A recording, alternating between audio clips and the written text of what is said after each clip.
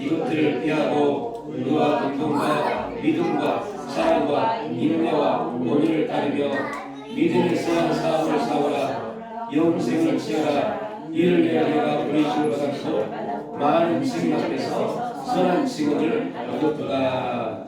아멘. 네, 오늘 디모데전서 말씀을 중심으로 또 하나님의 사람아 하는 제목으로 함께 은혜를 나누겠습니다.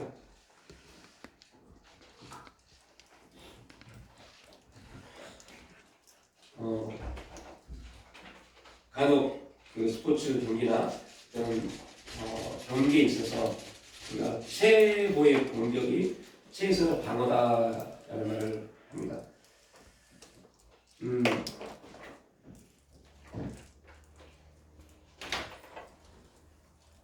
그 영국의 축구 팀 중에 맨시티라는 팀이 있습니다. 그 맨시티라는 팀을 감독하는 감독 이름이 펩 가르디올라인데요. 이분의 그 감독의 철학이 있어요. 가장 좋은 공격수를 통해서 경기를 이끌어가는 그러한 철학을 가지고 있습니다. 그래서 공격을 극대화시키면 상대팀이 공격수들을 막기 위해서 공격을 하지 못하는, 그래서 한 골을 먹으면 두 골을 넣을 수 있다는 그러한 자부심을 가지고 경기를 임합니다. 그래서 그분이 맡았던 팀들을 보면 거의 대부분 그 나라에서 최고의 팀들이 됩니다. 그 이유가 뭐냐면 공격을 너무 잘하다 보니까 상대팀이 공격할 수 있는 기회를 주지 못합니다. 그게 바로 그 가르디올라의 그 감독의 말에 최고의 공격이 최선의 방어다. 그래서 우리는 최고의 공격을 한다. 비록 우리가 골을 먹고 실수를 할지라도 공격수들이 골을 많이 넣으니 우리는 승리한다 라는 그런 기준을 가지고 있어요. 그런데 이게 일반적 삶의 원리, 경기도 그렇지만 우리 영적인 싸움에서 굉장히 중요한 원리입니다. 영적인 전쟁에서 방어만 하고 있으면요, 우리는 사단의 역사를 이길 수 없습니다. 이런 영적 전쟁에서 승리할 수 없습니다. 그래서 정말 우리가 신앙생활을 잘하기 위해서 하나님의 기쁨을 받는, 하나님의 기쁨이 되는, 하나님 마음을 시원케 되는 참된 예배자, 정말 온전한 신앙의 역사를 갖추기 위해서 우리가 믿음의 선한 싸움을 잘 싸울 수 있어야 돼요. 그렇지 않으면 우리 계속 우리가 많이 느낄 겁니다. 그럼 우리는요, 우리 육체의 작은 피곤함도 이기지 못합니다. 그런 연약한 문제입니다. 이길 것 같지만 피곤함이 조금만 들으면요, 금방 지쳐보이는 그러한 연약한 문제입니다. 근데 분명 성경은 말합니다. 여호와를 경외하고 여호와를 앙망하는 자들은 피곤치 않다고 말씀합니다. 그럼에도 불구하고 우리 실제는 그렇지 못한 경우가 너무너무 많습니다. 그 이유가 뭐냐면 우리가 믿음으로 하나님을 바라보지 못해서 그래요. 믿음을 잃어버린 순간부터, 믿음을 바라보지 못한 순간부터, 하나님 우리에게 선물로 주신 그 믿음에 반응하지 못하는 순간부터 우리 육체는 이제 이 세상의 삶의 질서에 맞게끔 만들어져 갑니다. 열심히 일했기 때문에, 열심히 살아왔기 때문에, 무언가 했기 때문에 분명 우리 육체는 피곤하고 힘을 소진할 수밖에 없는, 에너지를 소진할 수밖에 없는 그러한 연약한 존재입니다. 그런데 분명한 것은 하나님 우리에게 말씀하기를 우리 영혼이, 우리의 신앙이, 우리의 믿음이 강건하면 그건 우리의 육체 또한 강건해집니다. 이거는 하나님 우리에게 주신 메시지에 대한 진리입니다. 그래서 이거에 대한 믿음의 선한 싸움이 우리 가운데 있어야 돼요. 다시 말하면 오늘 본문에 말합니다. 믿음의 선한 싸움을 싸우라. 영생을 취하라 합니다. 영생은 취하는 겁니다. 하나님 우리에게 영생을 주셨습니다. 믿는 자 그들에게는 영생을 주셨습니다. 그 다음 절에는요, 이 영생이 우리의 삶의 중심이 되도록 계속 믿음으로 해서 취해가야 돼요. 천국은 내가 가만히 있다고 해서 주어진 게 아닙니다. 분명 천국은 침노한 자들이 천국을 더 많이 소유할 수 있게 없도록 하나님이 만드셨습니다. 계속적으로 믿음에 살아가는 사람을 통해서 영생을 채가야 돼요. 천국을 소유해야 돼요. 그들에게 하나님이 가장 하나님 합당한 역사들로 나타내십니다. 그 일을 위해서 하나님이 누구예요? 영적 마귀를 대적하고 나가야 됩니다. 마귀는 이 세상을 지배하고 있습니다. 이 세상을 지배하고 있는 마귀는요, 이 세상의 삶의 질서를 가지고 계속 우리에게 다가옵니다. 언어들, 그 삶의 내용들, 그러다 보면 어떠한 일이 벌어지냐면 나도 모르게 자연스럽게 이 세상의 삶의 질서들, 이 세상에 말하는 그 말들, 언어들, 유행들, 문화들, 삶의 원리들이 나도 모르는 사이에 내 삶 가운데 젖어들게 됩니다. 그리고 결국에는 어떻게 돼요? 세상 사람들이 말한 것과 동일한 삶을 삽니다. 분명 우리는 말합니다. 우리는 이 세상에 존재하지만 이 세상에 속한 사람들이 아닙니다. 하늘에 속한 사람입니다. 그런데 왜 하늘에 속한 우리가 이 세상 삶의 질서에 그렇게 살아가는 거예요? 그럼 이건 정확하게 말하면요, 이 세상에 우리 불종하는 거예요. 굴욕감을 갖는 겁니다. 사단 마귀에게 우리를 말합니다. 나는 사단 마귀에게 무릎 꿇지 않습니다. 아닙니다. 우리가 이 세상의 삶의 질서에 맞게끔 살아가면 우리는요, 사단 마귀에게 지금 무릎 꿇고 있는 그러한 상태입니다. 그래서 야고보서 말합니다. 그런즉 너희는 하나님께 복종하라. 하나님께 복종해야 돼요. 하나님 말씀에 복종해야 돼요. 이해가 안 되고 하나님 손으로 환경일지라도 하나님 말씀에 복종해야 돼요. 그리고 마귀를 대적해야 돼요. 여러분, 아담의 범죄 이후로 사단은 이러한 논리를 가지고 있습니다. 모든 아담의 후손들은 나에게 무릎 꿇을 수밖에 없어. 이게 사단의 전략입니다.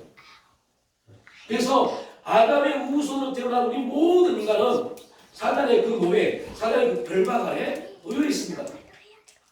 우리가 예수 그리스도를 통해서 거듭났고 성도가 됐지만 부르심을 입은 하나님의 사람이 됐음에도 불구하고, 그럼에도 불구하고 우리 육체는요, 그 죄성을 통해서 사단이 자꾸 죄성을 통해서 그에게 무릎 꿇게 만듭니다. 마귀를 대적해야 돼요. 대적하지 않으면 마귀는 절대 우리 삶에 떠나지 않습니다. 여호수아가 이제 광야 40년의 광야 삶을 마치고 가나안을 정복하기 위해서 하나님이 여호수아를 부르십니다. 얼마나 두려웠겠어요. 미지의 땅, 한 번도 경험하지 못한 땅, 한 번도 경험하지 못한 그러한 족속들. 여호수아가 아말렉과의 전쟁을 통해서 승리했지만 아말렉과 가나안 땅은, 가나안의 군사는 또 전혀 다릅니다. 한 번도 경험하지 못한 가나안 민족과의 전쟁을 치러야 돼요. 그리고 여호수아가 합니다. 가나안과 전쟁을 치르기 위해서는 가나안의 가장 견고한 여리고성을 무너뜨려야 된다는 거죠. 그들의 힘과 노력, 그들이 가지고 있는 능력으로 도저히 여리고성을 무너뜨릴 수 없습니다. 그러한 두려움과 그러한 염려와 그러한 근심이 가득했을 때 어떻게 해야 될까? 하나님 지혜를 주세요. 어떻게 해야 됩니까? 하나님 말씀해 주셔서 우리가 이제 가나안 땅에 입성했지만 저 여리고성 앞에 서 있습니다. 어떻게 해야 됩니까? 그때 하나님이 여호수아에게 했던 가장 중심적인 말씀은 강하고 담대하라, 두려워하지 말라 했습니다. 그런데 여러분, 우리에게도 동일합니다. 두려워하지 말라, 염려하지 말라. 그런데 우리 삶을 돌이켜보면 염려 안 할 수 없는 환경들이 계속 우리에게 밀려옵니다. 두려워하지 않을 수 없는 그러한 일들이 계속 밀려옵니다. 근심하지 않을 수 없는 그러한 일들이 계속 우리에게 다가옵니다.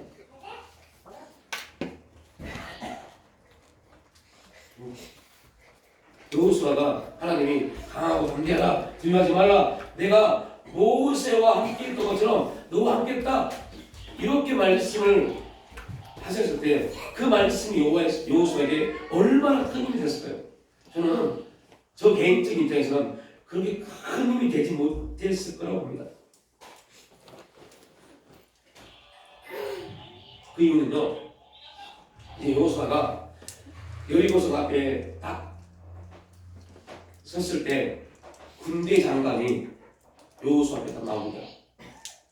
그때 여호수아가 그 군대 장관을 향해서 했던 말을 보면 압니다. 너 누구 편이니? 하나님의 사람 여호수아가 하나님의 군대 장관을 알아보지 못했어요. 왜 알아보지 못했을까요? 두려움 때문에요. 여러분, 왜 우리가 이게 하나님의 뜻인지, 하나님이 이 환경을 통해서 무엇을 말씀하시는지를 왜 알지 못할까요? 하나님의 음성을 말씀하지 않았어요? 아닙니다. 그 환경에 대한 두려움 때문에요. 그 환경에 대한 염려 때문에, 어떻게 내가 이 환경을 감당할 수 있을까라는 그 염려와 두려움 때문에 하나님의 음성이 안 들려진 겁니다. 하나님의 뜻이 안 들려진 겁니다. 하나님이 먼저 보여지는 게 아니라 염려와 근심이 먼저 내가 느껴지니까, 염려와 근심을 가지고 이 환경을 바라보니까 하나님의 뜻이, 하나님의 음성이 안 들려진 겁니다. 그래서 여호수아도, 하나님의 사람인 여호수아도 당신은 누구 편입니까? 라고 물어봅니다. 그때 여호수아가 뭐라고 해요? 나는 네 편, 저 편도 아니다. 나는 누가? 하나님 편이라고 하는 거죠. 가장 중요한 메시지입니다. 누구 편이라고요? 하나님 편입니다. 여러분, 이 말씀은 뭘 말씀해요? 내보세요. 내보세요. 여러분, 이게 뭘 말씀합니까? 야, 이 전쟁은 너에게 속한 게 아니야. 이걸 말씀한 겁니다. 내가 네 편이라면 이 전쟁은 누구한테 속한 거예요? 여호수아한테요. 그런데 여러분들, 그 군대가 말합니다. 나는 하나님 편이야. 하나님 편이야. 야, 여호수아야, 여리고성은 네가 무너뜨린 게 아니야. 누가요? 내가 할 거야, 내가. 우리 동일한 말씀합니다. 하나님의 사람들아, 너의 인생은 네가 사는 게 아니야. 왜 네가 살려고 그래? 왜 네 인생을 네가 계획해? 이 세상은 우리에게 계속 말씀합니다. 내 인생은 내 것. 내가 내 인생을 계획하고 내 노후를 계획하고 내가 살아가야지 라고 말합니다. 그렇게 살다가는요, 그 인생 망합니다. 우리 인생은 우리가 계획할 수 없어요. 우리 인생은 우리가 만들어갈 수 없어요. 우리가 아무리 좋은 계획을 짤지라도 우리의 발걸음은 누가 인도하실까요? 하나님이요. 우리의 계획대로 아닙니다. 하나님의 부르신 대로 인도하십니다. 아멘. 그래서 감사하지만 또한 두렵습니다. 왜 두려워요? 하나님의 계획을, 그 계획 앞에 무릎 꿇지 않냐면 모르니까요. 그래서 항상 합니다. 하나님, 그래서 우리들 그런가? 하나님, 내가 열심히 기도하고 뭔가 열심히 했는데 왜 내 인생은, 우리 가정은 이렇습니까? 라고 불평하는 겁니다. 왜요? 하나님의 관점으로 나의 삶을 보지 않으니까요. 이 세상의 관점으로 보니까요. 이 세상의 관점으로 바라보는 순간부터요, 우리 안에는 하나님을 믿지 않아도 우리 안에는 종교성이라는 게 있어요. 영혼을 사모하는 마음을 모든 인간에게 주었다고 말씀합니다. 이 영혼을 사모하는 마음이요, 종교성입니다. 종교성. 그래서 예수를 믿지 않는 사람도 또 다른 종교를 가지려고, 또 다른 뭔가를 가지려고 이 안에서 계속, 그래서 어려움이 오고 힘들면 뭔가를 의지하고 싶은 마음이 생긴 겁니다. 이게 종교성입니다. 그래서 예수 믿는 사람들도요, 언제 하나님을 알지 못하면요, 자기 의로움, 자기의 어떤 행위가 그 사람이 무상이 되어버려요. 그 사람이 신이 되어버려요. 그래서 자기 의로움으로 신앙을 하는 사람들이 얼마나 많겠어요.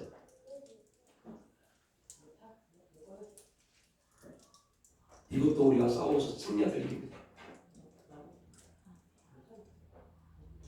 하나님의 사람은 싸워야 합니다. 싸우고 승리할 수 있고, 그 승리를 통해 하나님 나라가 확장되어져가는 그런 감정을 가질 수 있습니다. 너 하나님의 사람아, 하나님의 사람들은 믿음의 사람입니다. 믿음은 믿음에서 바라는 것들의 실상, 보이지 않는 것들의 증거가 우리 삶 가운데 감정되어집니다. 그래서 믿음은 굉장히 중요한 게 뭐냐면, 우리가 믿음을 통해서 무엇을 바라보냐에 대해서, 어떻게 바라보냐에 대해서 우리의 삶이, 우리 인생이 달라집니다. 이게 하나님의 사람에게 주신 특권입니다. 하나님의 사람들은 기본적으로 하나님이 주신 믿음이 있습니다. 그 믿음을 가지고 어떻게 무엇을 바라보고 해석하느냐에 대해서 그의 생각의 사고가 바뀌게 돼요. 생각과 사고가 바뀌면 그 행동이 바뀝니다. 보통 심리학에서요, 생각과 사고와 행동이 바뀌는데, 사고가 바뀌는데 3주가 걸린다고 해요. 3주. 그리고 그 바뀌어진 사고가 우리 행동으로 나타나는데 6개월, 3개월에서 6개월 걸린답니다. 그래서 심리학에서 뭐라고 해요? 계속 바뀌어지기 위해서 습관을 들여라고 말합니다. 생각과 사고가 바뀌는데 3주, 21일이 걸리는데 그냥 있다고 해서 바뀌는 게 아닙니다. 계속 우리의 생각을 거기에 뭐요? 중심을 둬야 돼요. 우리의 관점을 바뀌어져야 될 곳에 계속 두어야 돼요. 그래서 여러분들 하루에 100번씩 부르십시오. 이 말은 무슨 말이에요? 가치관을 바꾸는 겁니다. 묻는 게 목적이 아닙니다. 가치관을 바꾸는 겁니다. 내 인생의 중심은, 내 인생의 삶의 주인은 누구다? 하나님이심을 고백하는 게 묻는 겁니다. 그래서 묻는 겁니다. 하나님 어떻게 할까요? 하나님 어떻게 하기를 원하십니까? 하나님 지금 내가 어떠한 모습으로 어떻게 나가기를 원하십니까? 계속 물음을 통해서 우리의 사고와 가치관이 바뀌어진 겁니다. 그래서 사고와 가치관이 바뀌어지면 삶 가운데 내 행동이 하나님이 기뻐하시는 그 행동이 이제 하나씩 만들어져 갑니다. 근데 믿음의 사람들은 이러한 일들이 나타나야 돼요. 이러면서 우리가 성숙해 갑니다. 그러면 하나님의 사람이라는 이 명칭은요, 몇 사람, 성경에서 몇 사람 되지 않는 사람들에게 붙여진 이름입니다. 모세에게, 사울 왕에게, 사무엘에게, 엘리야에게, 엘리사에게, 그리고 다윗에게, 그리고 신약에 가서는 오늘 디모데에게, 이렇게 또 하나님의 사람아, 하나님의 사람이라는 호칭이 붙여졌습니다. 신약에서는 하나님의 사람이란 말과 동일하게 하나님께 속한 자라고 표현되어 있습니다. 요한일서 4장에 말씀 보면 자녀들아 너희는 하나님께 속하였고, 성들은 내가 어떤 삶을 살았든 안 살았든 무조건 거듭난 성들은 다 하나님께 속한 자입니다. 자녀가 있습니다. 이 자녀가 부모 말을 잘 듣든 잘 듣지 않든 그 자녀는 무조건 그 부모에게 속한 그러한 자녀들입니다.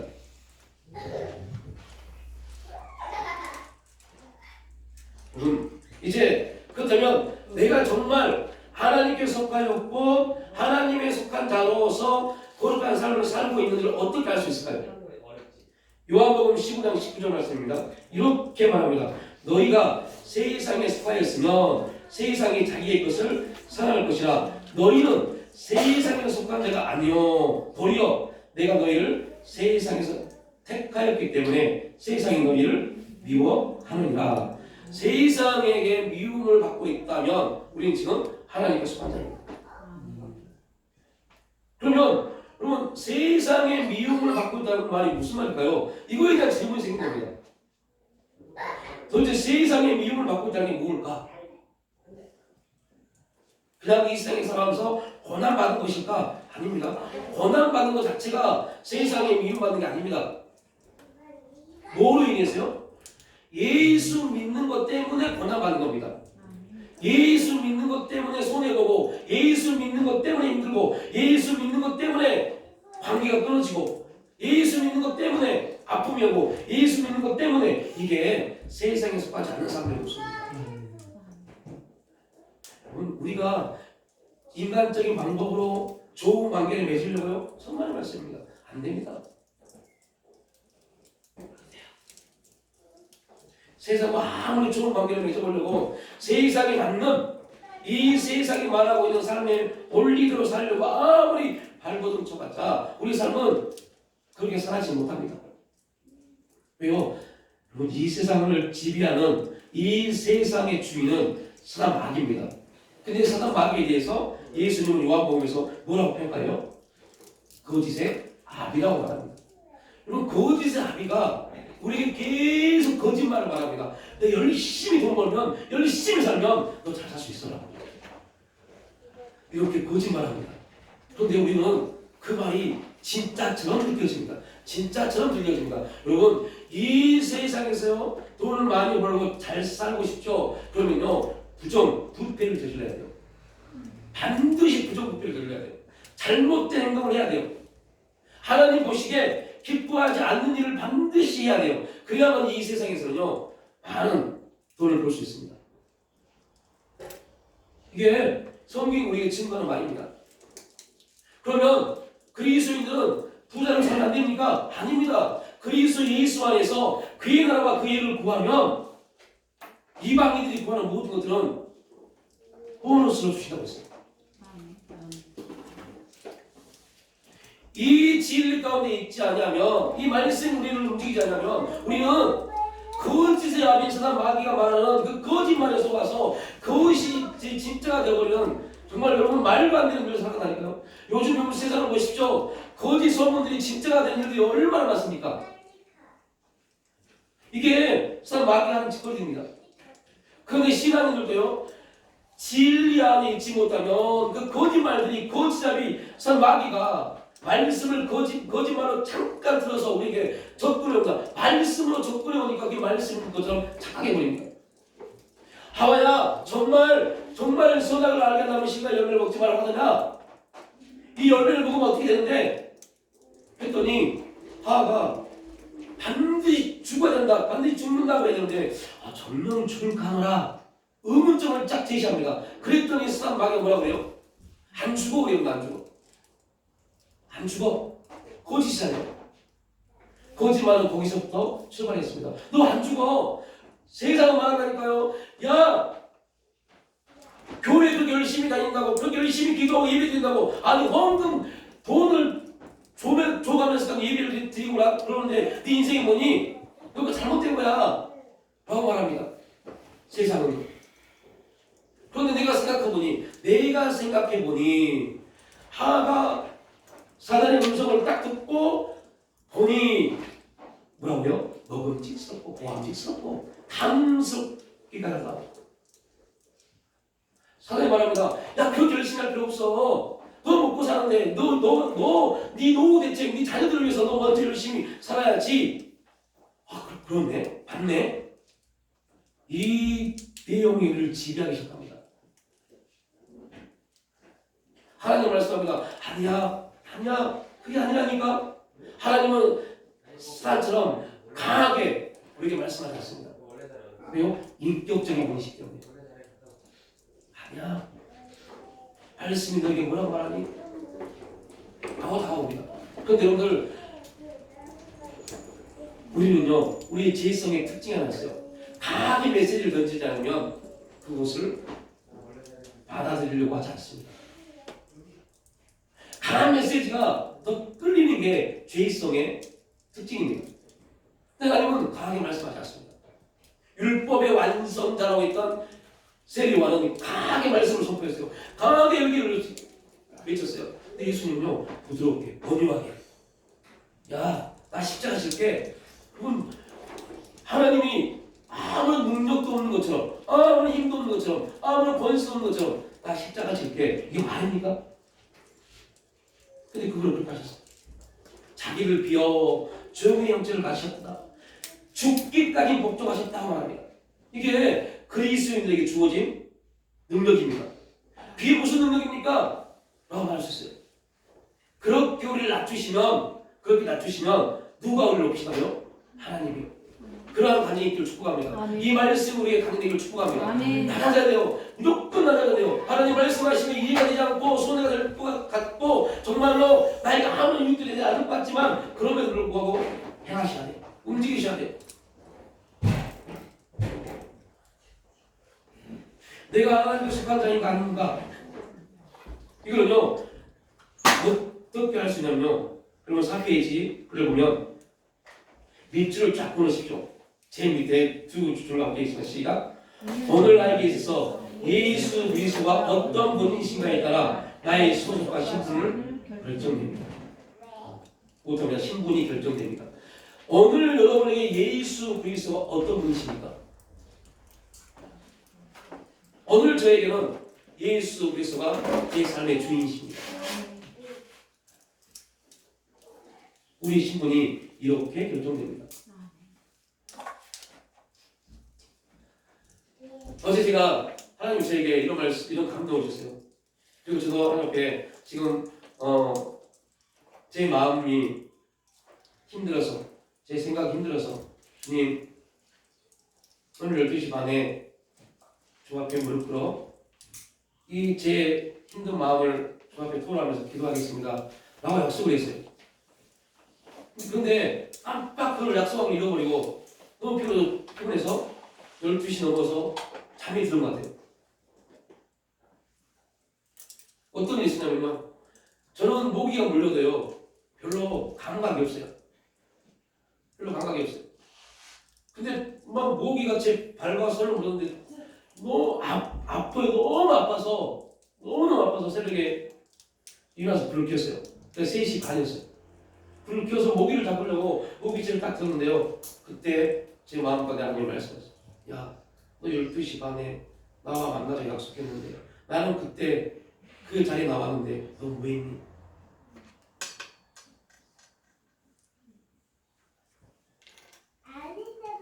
그래서 새벽 3시 반에 하나님 용서해 주세요. 이렇게 내가 부족한 자입니다. 모기가 물려서 모기 물려보셨습니다.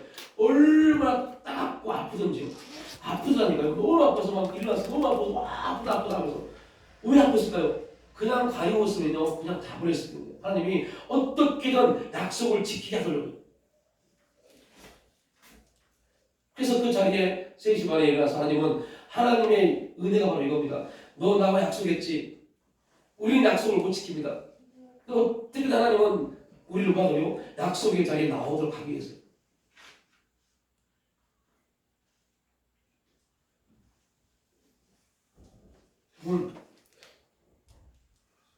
제가 하나님을 나가기 위해서 싸운 게 아니었어요.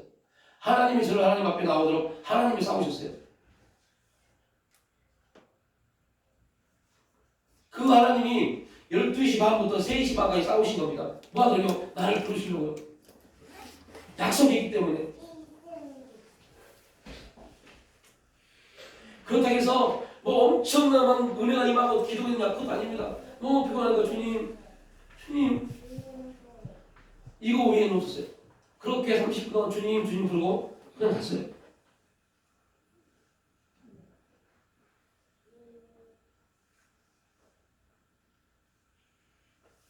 그리고 5시 20분에 일어나서 새벽 기도를 하는데 이렇게 말씀하세요.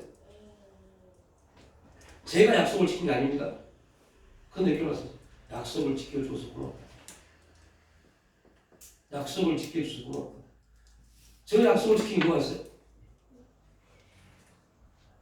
하나님이 그 일을 하셨음에도 불구하고 결국은 그 약속을 지킨 자가 누가 돼요? 제가요. 우리가요. 이게 하나님의 은혜입니다. 이게 하나님의 은혜입니다. 이게 하나님이 이스라엘 백성들 중에서 여리고성을 무너뜨린 하나님의 역사입니다.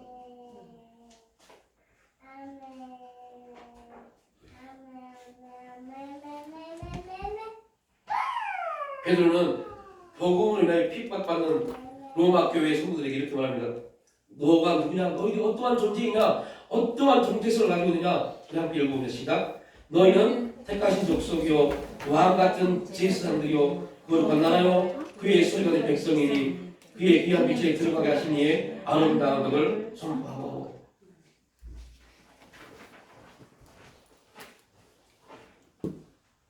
자기가 누구인지 어디에 속하는지 그게 불 들어가면 불금이 가면 여러분 승리할 수 없습니다.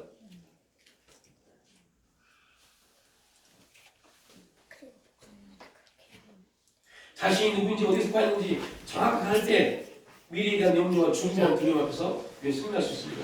이러한 자들을 하나님의 아름다운 복을 전할 수 있는 복음의 증거자들로 하나님이 사용하심을 볼 수 있습니다. 이러한 하나님의 사람에게 주는 명령이 있습니다. 5가지가 있어요. 함께 읽다 시작. 피하라, 따르라, 싸우라, 치하라, 지키라. 다시 한번요. 피하라, 따르라, 싸우라, 치하라, 지키라. 그럼 이 영어는 다 뭐예요? 군사 영어입니다. 명령입니다. 하나님의 사람을 반드시 지키며 행해야 할 명령입니다. 오늘 본문 38절에서 그리스도 예수 앞에서 내가 너를 명하노니 이 명령을 지키라고 말합니다. 그 첫 번째가 피하는 겁니다. 하나님의 사람이 피할 것이 무엇입니까? 하나님의 사람이 피할 것은요, 마귀 사탄이 아닙니다. 하나님의 사람이 피할 게 뭐라고요? 본문 6장 3절 10절 말씀 보면요, 이렇게 말합니다. 다른 교훈,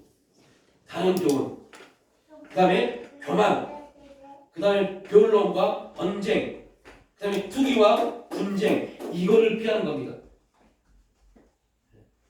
세상 사람들은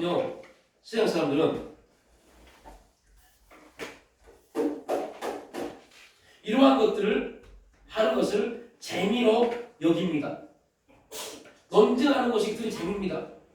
싸우고 시기 질투하는 게 그들의 재미입니다. 근데 하나님의 사람들이 피해야 될 것은 다른 교훈을 반드시 피해야 돼요. 거짓된 교훈, 거짓말들, 교만, 변론하지 마십시오. 하나님의 사람들이라면요, 내가 정말로 말도 안 되는 소리를 듣고 기분이 상하고 막 분노가 일어나도 참으십시오. 변론하지 마십시오. 그리고 기도하십시오. 하나님 아시죠? 신원시켜 주옵소서. 하나님이 신원시켜 주시면 여러분 가장 아름답게 하나님이 세워가십니다. 그래서 막 변론하고 싶고 언쟁을 높이고 싶지만 참으십시오. 왜요? 하나님이 지키시고 하나님이 역사하시기 불기 때문에. 잠잠하십시오. 변론하고 언쟁한다고 언쟁을 낸다고 해서 이기는 게 아닙니다. 목소리 크게 해서 이기는 게 아닙니다. 그래서 여러분들 하나님의 사람들, 성도들은 교회 일들을 세상 법대로 가면 안 돼요. 진리를 모르는 사람들이 거짓 진리를 가지고 있는 사람들이 세상 법대로 가서 해결하려고 해요. 질 것 같고 내가 손해볼 것 같아도 하나님을 믿는다면, 하나님의 사랑의 힘이 진짜로 얻는다면, 여러분 그 순간 내가 정말 바보 같고 모든 그런 말도 안 되는 걸 다 또안을 갖고 참으십시오. 잠잠히 계셔보십시오. 하나님 어떻게 일들을 역사해 가시는지. 그래서 이게 바로 또 뭐예요? 고난이고 핍박입니다. 하나님이 하나님을 바라보고 있는 그 시간 동안 다가오는 모든 것들, 이게 핍박이고 고난이고 고통입니다. 그런데 그 고통과 핍박은 여러분 하나님의 가장 좋은 곳으로 세운 것입니다. 아멘. 투기하고 분쟁하지 마십시오. 하나님을 믿으면 하나님이 역사하실 것을 볼 수 있는, 이게 믿음입니다. 하나님 어떻게 역사하실까, 이걸 바라볼 수 있는 게 또한 믿음입니다. 또한 뭐를요? 돈이요. 하나님의 사람이 가장 피해야 할 것 중 하나가 돈입니다. 탐욕입니다. 돈을 사랑함이 일만하게 뿌리가 되나니 이것을 탐내는 자들은 미혹을 받아 믿음에서 떠나 많은 근심으로써 자기를 찔렀도다 하고 말합니다. 돈을 사랑하는 것이 일만하게 뿌립니다. 온갖 부정과 부패, 타락과 살인, 미움, 갈등, 반복, 매물, 자치, 방종, 이게 다 어디서 나와요? 돈이요, 돈. 돈을 사랑함이 있어 나오는 겁니다. 돈을 사랑하면요, 자기 삶이 계속 원망하고 불평합니다. 왜 내 인생은 이럴까가 됩니다. 나 아무리 열심히 살아도 안 되는구나. 왜요? 돈의 노예가 됩니다. 돈은요, 뭔가를 이룰 것처럼 역사하지만 아무것도 이루지 못하고 결국은 절망으로 끝나버립니다. 그래서 여러분, 물질은 필요하지만 수단은 필요하지 우리의 삶의 목적이 되면 안 돼요. 그런데 그 삶의 목적이 되면요, 그것 때문에 하나님을 무리한다니까요. 하나님 남은 시간을, 돈을 버는 것 때문에 하나님의 남은 시간을 다 잃어버려요. 그리고 기도합니다. 하나님 축복하라고. 아니요, 축복 임하지 못합니다. 아니, 축복 임하는 것 자체가 잘못된 겁니다. 분명 성경은 하나님을 가까이 하는 자들에게, 가까이 하는 자들, 하나님을 경외하는 자들, 젊은 사람은 그기바에 굶을지라도 하나님을 경외하고 하나님께 나오는 자들은 그렇지 않다고 그랬어요. 그런데 하나님의 남은 시간을 다 잃어버리고 다 놓아버리고 어떻게 우리가 하나님의 축복의 대상이 나올 수 있겠어요? 기도한다고요? 기도한다고 나가는 게 아닙니다. 하나님 앞에 우리가 먼저 나아갈 때 그때 우리 기도가 하나님의 은혜 가운데 열리게 됩니다. 그래서 가장 중요한 것은 우리가 어떤 행위를 하는 게 중요한 게 아니라 하나님 앞에 믿음으로 나오는 게 중요한 겁니다. 그래서 예수님 우리에게 말씀하셨죠. 집 하인이 두 주인을 섬길 수 없나니 혹 이를 미워하고 저를 사랑하거나 혹 이를 중히 여기고 저를 경히 여길 것입니다. 너희는 하나님과 재물을 겸하여 섬길 수 없다고 말씀했어요.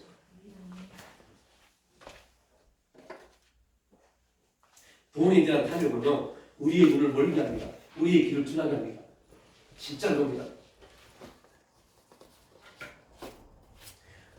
하나님의 음성이 들리지 않습니다. 영혼이 어두워집니다.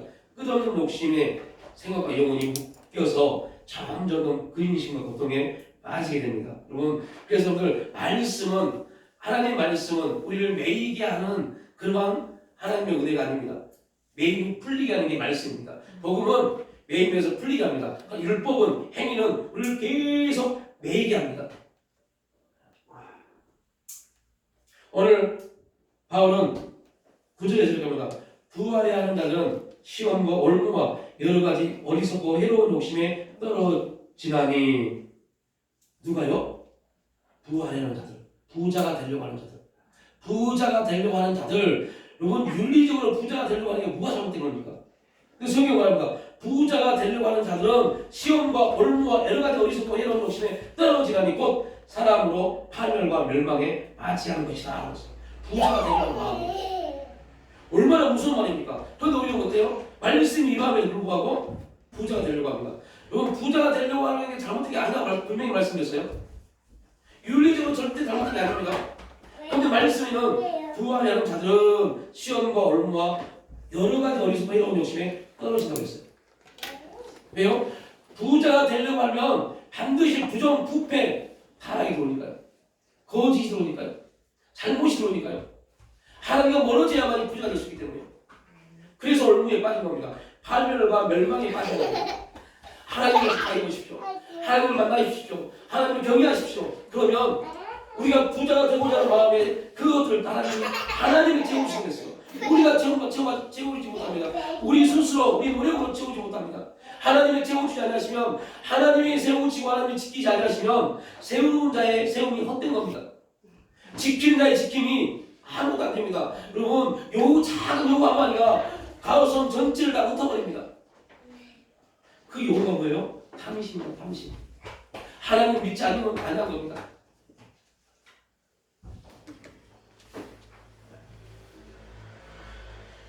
우리가 11조를 드리는 거, 이런 모든 것들이 목적이 11조가 아닙니다. 내 삶의 주인은 주님이심을 인정하는 것이 11조입니다. 여러분, 돈을 벌기 위해서 하나님께 드릴 시간을 낭비하고자 하면 나는 돈을 생각하는 문제가 되는 그러한 삶이 되어버립니다. 그래서 주님은 이렇게 말합니다. 여러분, 교회 목사가 이렇게 말하는 게 맞아요. 윤리적으로 보면. 여러분, 열심히 일해서 돈 많이 버십시오. 이게 교회 목사는요, 교회는 유익합니다. 열심히 돈을 많이 벌면 헌금이 많이 들어오니까요. 11조가 많아지니까요. 근데 이게 아닙니다. 그렇게 해서 교회가 이루어진다고 해서 천만의 말씀입니다. 교회는 그렇게 이루어진 게 아닙니다. 우리의 가난은 우리가 열심히 돈 벌어서 해결되는 게 아닙니다. 가난은 복음 앞에 나오면 해결됩니다. 가난한 자에게 아름다운 소식, 가난한 자에게 복음이 들어가면 그 가난은 해결됩니다. 여러분, 윤리적으로, 인간적으로, 세상적으로 이걸 누가 믿겠어요? 안 믿어져요. 예수 믿는다고 가난이 해결됩니까? 안 믿는다니까요? 안 믿는다니까요? 왜요? 실제 예수 믿는 사람 중에 가난한 사람이 얼마나 많습니까?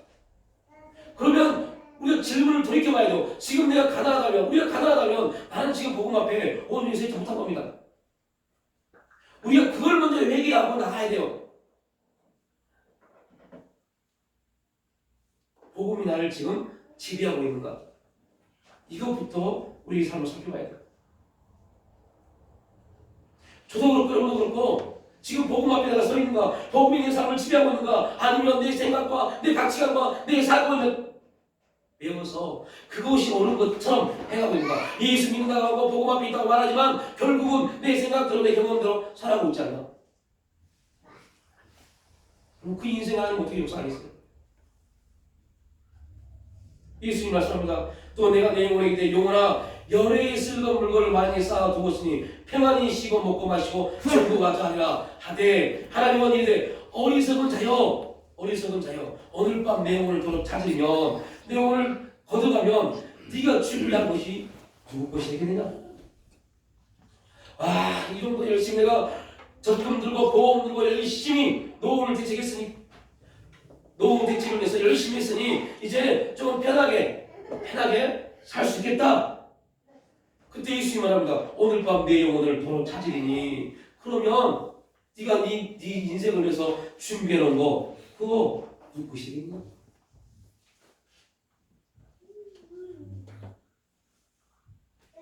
몇 주 전에 한 장로님이 전화가 왔어요. 목사님, 아버지 부모에게 받은 유산의 11조를 목사님 교회에 하고 싶습니다. 왜 이런 전화만 오는지 모르겠어요. 미치겠더라고요. 혼란이 왔어요. 너무 혼란이 왔어요. 너무 지금 그 땅이 너무 힘들어서 다 포기하고 싶다 할 때였어요. 그래서 네 감사합니다 해야 되는데 갑자기 주님이 이렇게 말씀하세요. 두 가지를 질문해라. 그 두 가지 질문만 하세요.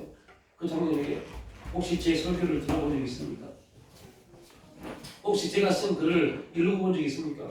없대요. 좀 있었으면 얼마나 좋겠어요.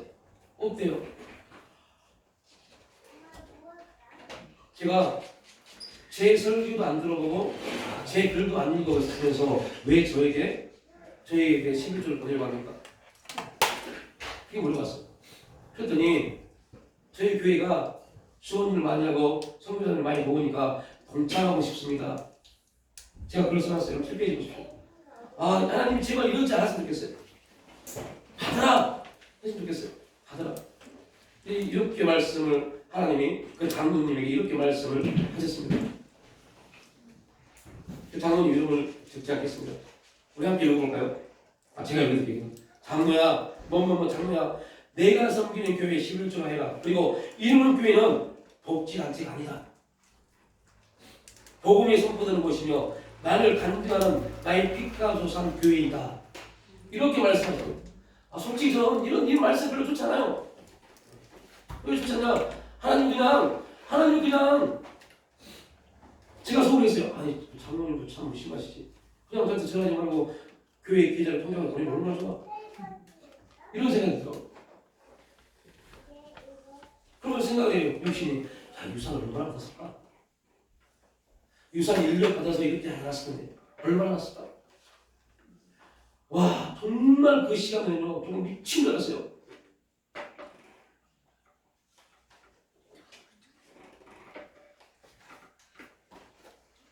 이 설교를 준비하고 이 설교 내용을 타이핑을 치면서요. 되게 기분 나쁘더라고요. 하나님께 이러면 안 되죠. 하나님께 되게 기분 나쁘더라고요. 하나님, 왜 맨날 저한테 이런 전화를 하고 그냥 송금했습니다. 전화를 받게 하셔야지. 송금할까요? 전화를 하십니까? 뻔히 아시면서 지금 교회 형편 또 우리 가정 형편 뻔히 아시면서 근데 주님이 제게 주신 말씀이 너에게 필요한 게 돈이 아니야. 아니라니까 돈이라니까요? 왜 돈이 아니에요? 돈이지. 돈이 아니야. 그러면요 이건 우리 교회에 지금 복음이 필요하답니다. 내가 위에서 충격이었어요. 너희 교회에 지금 필요한 건 복음이야.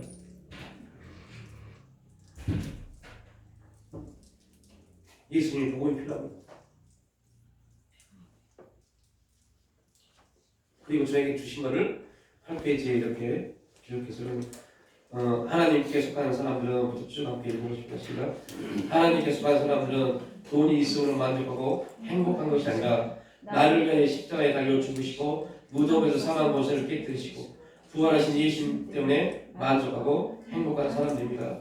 하나님의 사람은 소유로 살지 않고 하나님의 자녀와 하나님의 거하신 성전이며 하나님께 예비하는 제사장으로 예수님의 거룩한 신부로 살아가는 존재입니다. 이게 아멘이 안 돼요. 두 손 들고 아멘 해야 될 말씀이다. 아멘이 안 되더라고. 아멘이 안 되더라고. 그래서 미친 줄 알았어요. 아멘이 안 돼서 미친 줄 알았어요. 내 믿음이 내가 지금 이 정도밖에 안 되는구나. 이걸 하나님 주실 때 아멘 맞습니다. 하나님이 자녀요 성전이요 왕이요 제사장이요 예수님이 신부로 사는 존재입니다. 아멘 할렐루야 해야 되는데 아멘이 안 되고요. 알고 있는데 근데 지금 저에게 돈이 필요한데요. 그러니까요. 지금 저에게 돈이 필요한데요.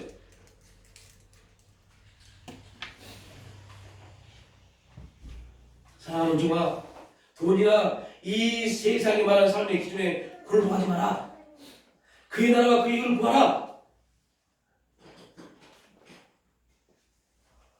그래서 우리가 말씀합니다. 돈이나 이 세상에 말하는 삶의 기준에 굴복하지 마십시오. 그의 나라와 그의 의를 구하십시오. 그러면 이 세상에 말하는 모든 것들은 하나님께서 더하여 주십니다. 아멘. 이런 간증이 저와 여러분 삶 가운데 또 우리 교회 가운데 우리 가정 가운데 있기를 축복합니다. 아멘. 하나님 우리에게 말씀합니다. 너 하나님의 사람아 두려워하지 말고 강하고 담대하게 도전하라. 우리가 상대할 문제는 무엇입니까? 오랫동안 끌어안고 있는 문제들, 도무지 어찌할 수 없는 환경들, 아무리 예를 들어서 풀리지 않는 사람들, 은밀하게 나를 괴롭히는 죄성들, 미래에 대한 두려움, 이 모든 것들에 대해서 당당하게 맞서 싸울 수 있는 그런 하나님의 사람으로 설 수 있기를 축복합니다. 아멘. 이 모든 문제들에 대해서 낙심하지 말고 믿음으로 나가십시오.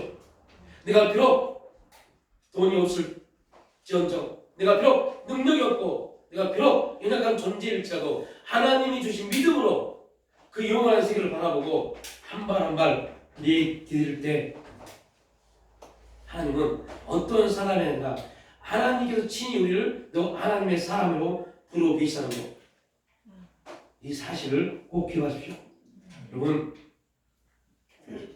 승리한 전쟁을 우리는 지금 행하고 있습니다. 이미 우리는 승리했습니다. 그리고 예수님 십자가에서 승리를 이루셨기 때문에 그 승리가 우리에게 주관적으로 이루어진 데서 분명 힘들고 어려운 우리 생각이 느낀 겁니다. 힘들고 어려울 수 있어요. 그럼 우리는 고통이라고 합니다. 어려울 수 있어요. 그러나 분명 우리가 하나님의 사람으로 인정받았고 우리 하나님 앞에 나가면 그 고통, 그 힘듦, 그 고난 그가 하신 하나님을 단련하신 후에 정금같이 나오도록 역사할 줄 믿습니다. 아멘. 그런 간증이 있기를 주님으로 축복합니다. 아멘. 하나님 감사합니다. 우리가 무엇을 했기 때문이 아니라 하나님 은혜 가운데서 너 하나님의 사람이라 칭하여 주시고 우리 그 거룩한 자리에 설 수 있도록 은혜 주심을 감사합니다. 주님, 비록 우리가 힘들고 고통스러운 삶 가운데 있을지라도 질병 가운데 아픔 가운데 있을지라도 막막한 그러한 삶 가운데 있을지라도 하나님 우리는 두려워하지 않겠습니다. 염려하지 않겠습니다. 오직 주님 하나님의 뜻인 기도하며 기뻐하며 감사하는 그런 거룩한 삶의 자리에 설 수 있도록 인도하여 주시옵소서. 감사드릴 때 예수님의 이름으로 기도 올려봅니다. 아멘.